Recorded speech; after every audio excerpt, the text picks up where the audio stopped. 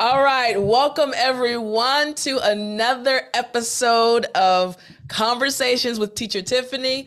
I am looking forward to this conversation because it's going to be with one of my students that I haven't spoken to in a long time, one on one. So I'm excited. Pavel, how are you? Uh-oh, I think it's silent, Sorry, Pavel. I was No yeah, I was worries. muted. Sorry. Yeah, I was saying that everything is fine. I'm really happy to see you because, as you've mentioned, we haven't spoken for a while, and yeah, it's great to speak with you again. Always good to see you. Always good to see you. So, Pavel, I've interviewed you before, but just in case there's someone listening that was not able to hear that first interview I had with you, would you mind, Pavel, just introducing yourself briefly? Where are you from? Anything you'd like to share with us, your hobbies, your career, family, anything you want to share? Sure. Originally, I'm from Russia, but I'm based in Serbia right now, Belgrade, and I work in HR sphere, so I'm responsible for hiring people for different roles in the company, interviewing them, and selecting candidates. Also, I am one of my hobbies is music. So I really like to create my own music, to record songs. I play different instruments like guitar, a bit of drums. So yeah, that's what I do. I love it. I love it. I remember the first time you shared your YouTube channel with us during one of our meetings, and I remember seeing your videos. So you're very talented, very talented. Yeah, All right. yeah, So thank you.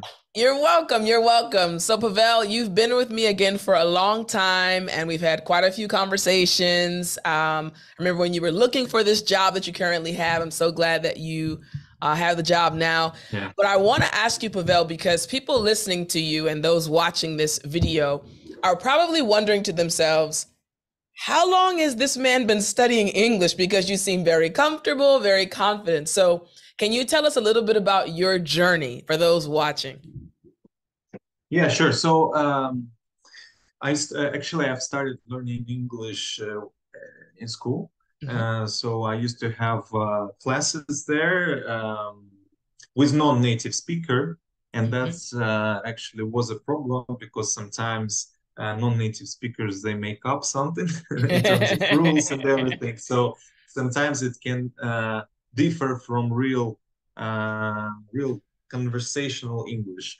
And Mm, but still, I got great knowledge in terms of how to use tenses, how to use grammar, and that was more about some basics. mhm, And after that, I started to communicate more with native speakers and to use my English to improve it. And recently, like I guess 5 years ago, I started to do it consistently to keep my level. mhm, And also, I've joined the academy because of that, because I felt during some time that I was lacking of communication with mm, different people in English. That's why I decided to join the academy and to focus more on this speaking part. mhm, So yeah, that's my journey. It continues. Sometimes I spend less time on English. For example, recently I haven't been joining a lot of calls, uh-huh. group calls. So in your academy because I was traveling in different countries and didn't have time for that. But still, I was listening to recorded videos um, to keep not keep in touch, but to keep informed. Good. And yeah, that's what I'm doing. I love it. I love it. Hmm. So I actually wanted to ask you about that because, again, like I mentioned at the very beginning of this conversation, you've been with me for a while, but I haven't seen you like virtually in a while. You used to come to our meetings on a regular basis, but it was okay because I knew you were working and getting things done. But I think this is a good example of even when you are busy, not letting go of the connection you have, whether it be with an English teacher, whether it be with an English institute or English friends. It's so important just to have that connection. Even though you're busy, you can always go back to it. So it brings up another question that I want to ask you, Pavel. First, though, how long have you been with me? I want those listening and watching to know. How long have you been with me in the Academy? As far as I remember, I've started on May 2022, so like 1.5 years. 1.5 years. So to be very honest, right, as an English teacher and being an online English teacher, staying with one teacher, for a student to stay with one teacher for 1.5 years, that's actually amazing, especially in the online realm, right? Because there are many other English teachers, many other English institutes and academies. And I say quite often, there are many amazing English teachers. So my question for you is, and I'd like you to be honest, what has led you to stay so long with me, even when you're busy? Because you could have left. You could have said, okay, Tiff, thank you for the help you've given me. But what has led you to continue staying with me and the Academy and other family members for so long? Yeah, so actually, the thing is that the main reason why I'm staying is because your course in your courses they are not limited by the amount of lessons. For example, if you have only 10 lessons, or no, it doesn't matter, like 100 lessons, and then there is an end. It can be finished. But in your case, for example, in Speak English Like a Native course, every month we have a new topic, and it's cool because you understand that those topics can be relevant depending on what's going on in the world, for example, and you want to be outdated by old information or something. And second reason is that it involves not only pre-recorded lessons, but also live communication, which is also important because you stay connected with different people around the world. You learn more about different cultures. Also, I really like the fact that you have your platform, which also helps to do it to structure all those materials that you have and to have discussions there. So the general reason that's the good infrastructure, which includes everything. So that's why it allows everyone to stay for a long time. So I hope I explained many You things. did. Yeah. You did. You broke it down very well. You broke it down very well. Okay, so let me ask you this, because again, you've been with me for a while, and over the last 1.5 years, there have been so many things that I've added or changed about the Speak English Like a Native program. And I think you were around about 1.5 years ago when I made the promise to the students at that time. I said, listen, I'm going to constantly try to improve it for you all. If you hang in there, and I'd love to hear your ideas, I'll try to make it the best program online for English speakers, specifically upper intermediate or advanced English learners, which is the group that you're in, Pavel. You speak English well, you're able to understand, and you're confident. So many times I recognize that it's challenging to help students like that online. It's challenging for English learners in your category to find a useful program that can help them get, you're already at this high level, but to continue improving and tweaking your English. So you mentioned, of course, thank you so much for the structure. You like the way the program is structured. And you also mentioned the live aspects, the live classes. So I'm going to mention 3 things that are a part of the program. And again, for those listening or watching, we'd love you to join the program. If you're upper intermediate or advanced, please join us. It is a little bit hard for beginners, but it's good for advanced speakers. So we added practice sessions for students where just the students are there, not the teachers.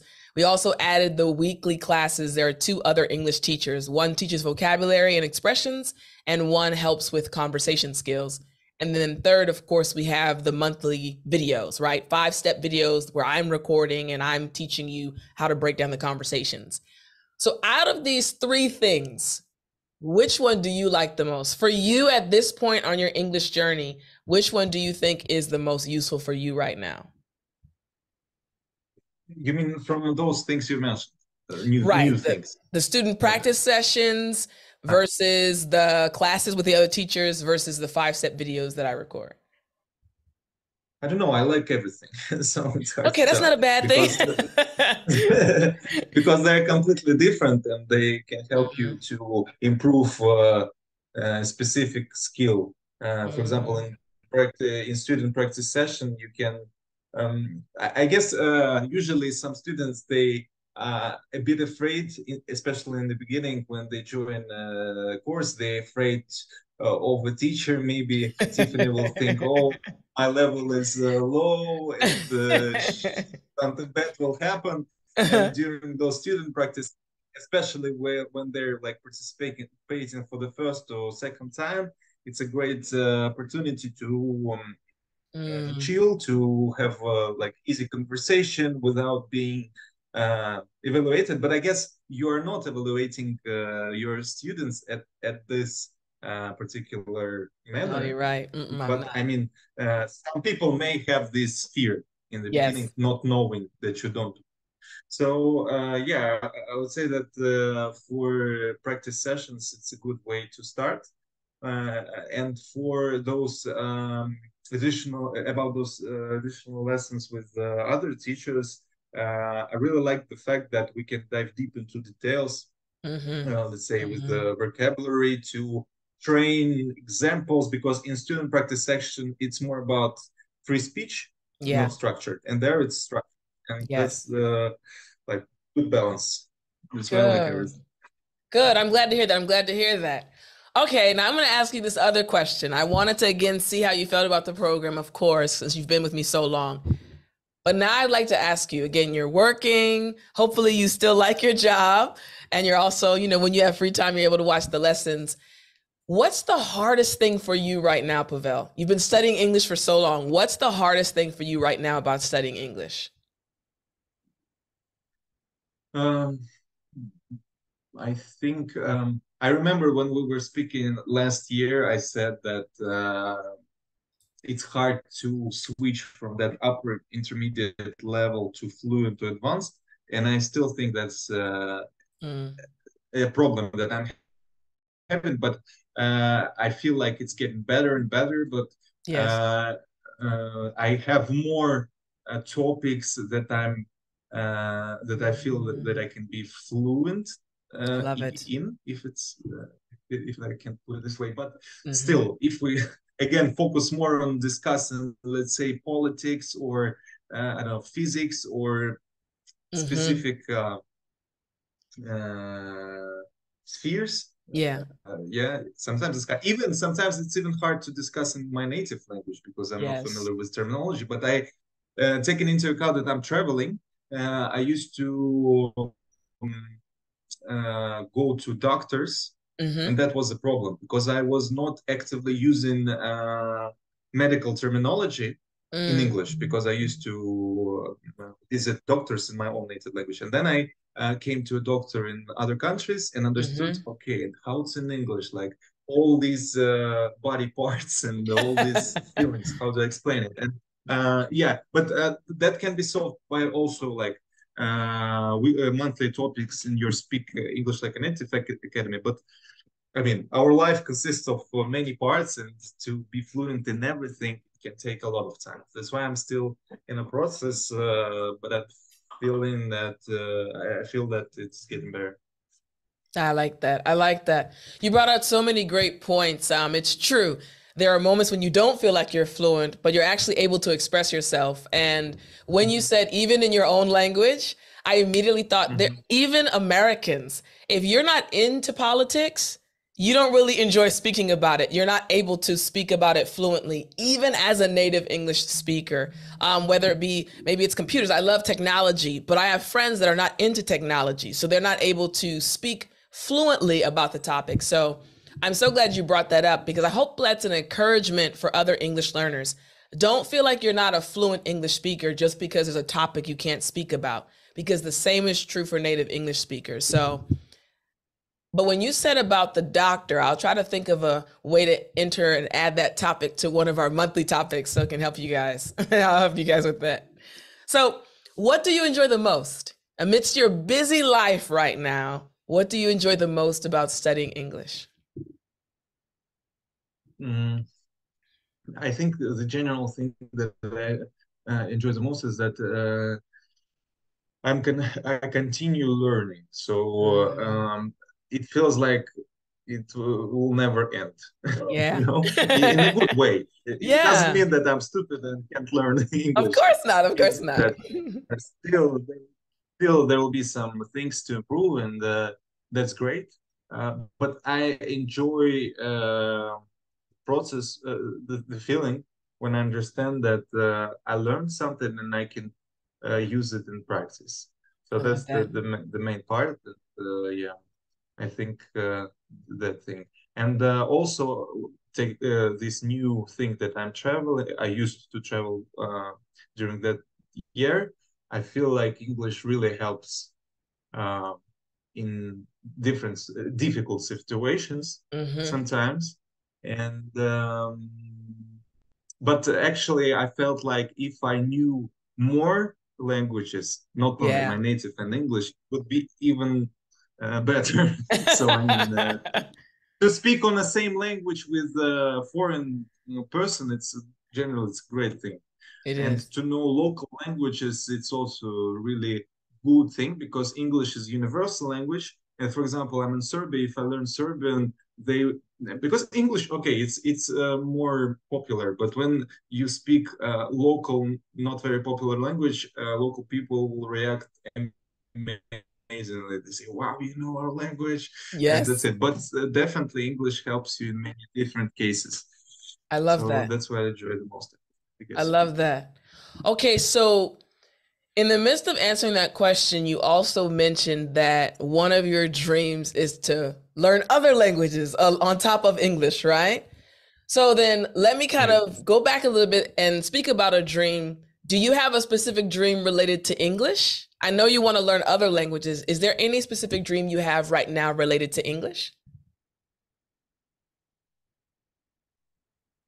I Long used to say, to answer this question a year ago. Uh-huh. It's interesting to compare what I said last time, but It's I think, yeah, but I think I don't have an exact dream, but Mm, general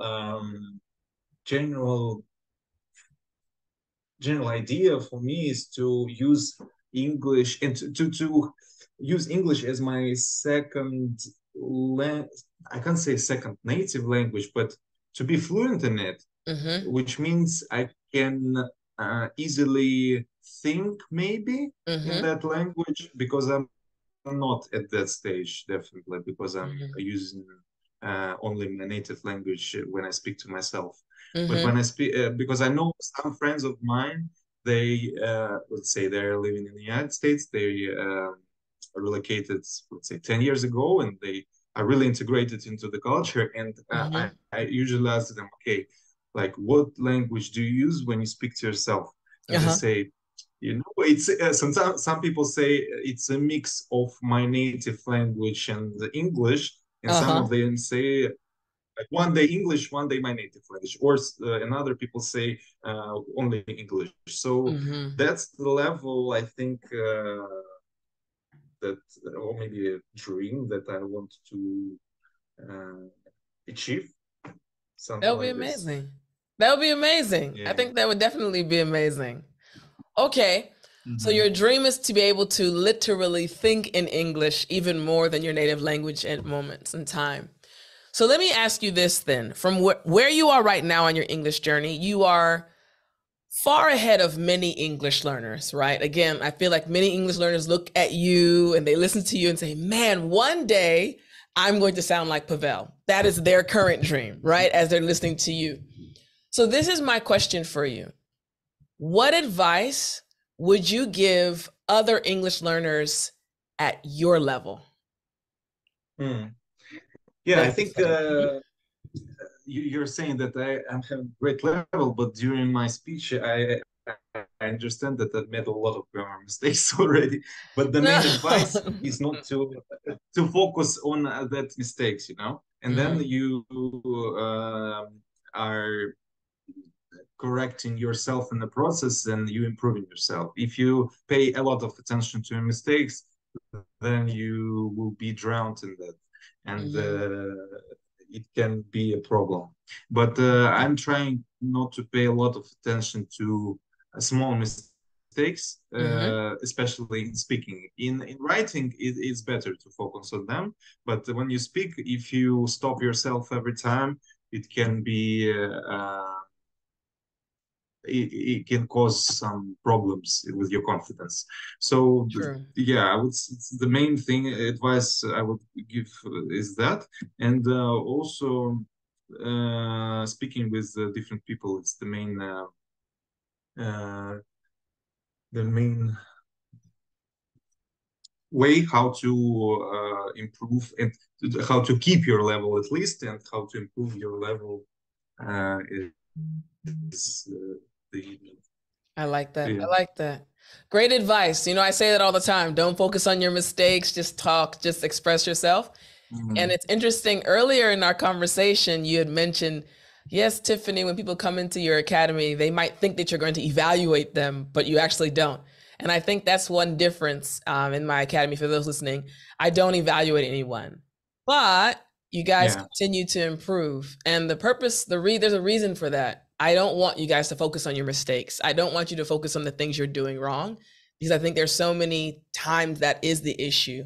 So yeah, I think that was great advice. Don't focus on your mistakes. Just speak, just try, just move forward and speak to people. So it's good. Good advice. Well, the last question is just, do you have any questions for me? I know you know a lot about me, but is there any other question that popped into your head since our last conversation? Yeah, I guess as I've said, I used to travel in different countries, and I'm just curious, do you have any specific place that you visited recently, and maybe you can recommend to everyone, any city or any specific place? So just curious. Wow, good question. So I actually did recently just get back from South Korea. My one of my Mm. closest friends had a baby, so I went to visit her family and see the baby and her other son and her husband. But you all know about South Korea and how much I love South Korea. So please visit South Korea. It's great. Food is great. People are amazing, and the scenery is amazing too. So if I could recommend a place in America, let's see. You know what? I'd say the Grand Canyon. So many times when people come to America, they want to go to California or they want to go to New York, right? Very nice places to visit, tourist spots, right? The Grand Canyon is also a tourist spot in Arizona, but it's absolutely amazing. If you're into nature and seeing things that are almost beyond your imagination when you see it in person, I'd say going to the Grand Canyon, get great pictures, and you just see how amazing our Earth actually is. So I'd say Grand Canyon is one. Second, let's see. Secondly, I'd say in America, oh, this is a great question. I guess Florida. Florida is a nice place to go. And I'd say Florida because if you want the tourist attractions, for example, like Disney World or Universal Studios, right? If you have kids or family, even for adults, it actually is fun. I think that's a good place to go where you can get that.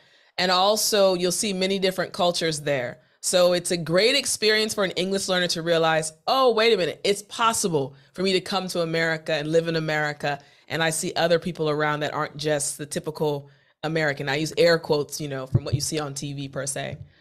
And I'd say the third place to visit in America. Wow, this is a great question. Um, I'd say Texas. Texas is basically the Mm. biggest state in America. And when I first visited Texas, one of my friends got married. I got to Texas, I was driving with some other friends. And 8 hours later, we were still in Texas. Like the state is Mm. huge. So it's a very large state. The food is great.